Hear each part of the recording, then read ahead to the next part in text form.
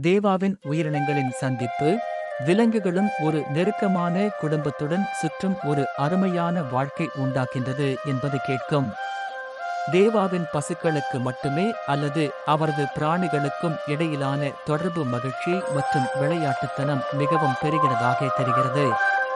விவசாய செட்டியின் பின்னணி கதைக்கு ஒரு அமைதியான பின்னணியை சேர்க்கிறது, ஒரு அமைதியான சூழலை உருவாக்குகிறது. தேவாவின் அன்றாட வேலைகளில் விலங்குகளை பராமரிப்பது, அவற்றுடன் விளையாடுவது, பசுமையான விவசாய நிலத்தின் அழகை அனுபவிப்பது ஆகியவை அடங்கும். பசுக்கள், வெள்ளாடுகள், செம்மறி ஆடுகள், கோழிகள் மற்றும் ஒரு நாய்க்குட்டி போன்ற பல்வேறு செல்ல பிராணிகளை சேர்ப்பது தேவாவின் விலங்குகள் மீதான அன்பை எடுத்துக் காட்டுகிறது. தனது குடும்பத்தினர் மற்றும் செல்ல பிராணிகளுடன் வீட்டில் முன் அமர்ந்திருக்கும் அவரது மாலை சடங்கு ஒரு சூடான மற்றும் இணக்கமான குடும்ப வாழ்க்கையின் படத்தை வரைகிறது. கதையில் தேவாவின் பள்ளி வாழ்க்கையையும் குறிப்பிடுகிறது. அவர் படிப்பில் முன்னாள் பள்ளிக்கு மாணவராக அர்ப்பணித்துவிட்டார், வீட்டுப் பாடுகளை விரைவில் முடித்துவிட்டார் மற்றும் பள்ளி நடவடிக்கைகளில் தீவிரமாக பங்கேற்கிறார்.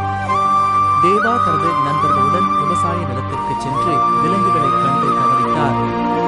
இது அவருடைய இயற்கை இயக்கத்துடனும் சமூகத்துடனும் உருவாக்கப்பட்ட தொடர்பை மேம்படுத்துகிறது. பெரும்பாலும் பிரகிராத இயல்புடன் கட்டப்பட்ட குடும்பத்தினருடன் இந்திய இந்து கோவிலில் பூஜை செய்ய போவது பௌர்ணமி நாள் கதைக்கு ஒரு கலாச்சார மற்றும் ஆன்மீக பரிமாணத்தை சேர்க்கிறது. முடிவுக்கு முன்பு மாலை உணவு சாப்பிட்டு காலையில் யோகா பயிற்சி செய்யும் பழக்கம் தேவாவின் உறுதிப்பாட்டை பிரதிபலிக்கிறது. மொத்தத்தில் இயற்கை, குடும்பம், செல்ல பிராணிகள் மற்றும் கலாச்சார மற்றும் கல்வி அனுபவங்களின் கலவையால் நிரப்பப்பட்ட தேவாவின் அன்றாட வாழ்க்கையின் படிப்புகளை விவரிக்கின்றன.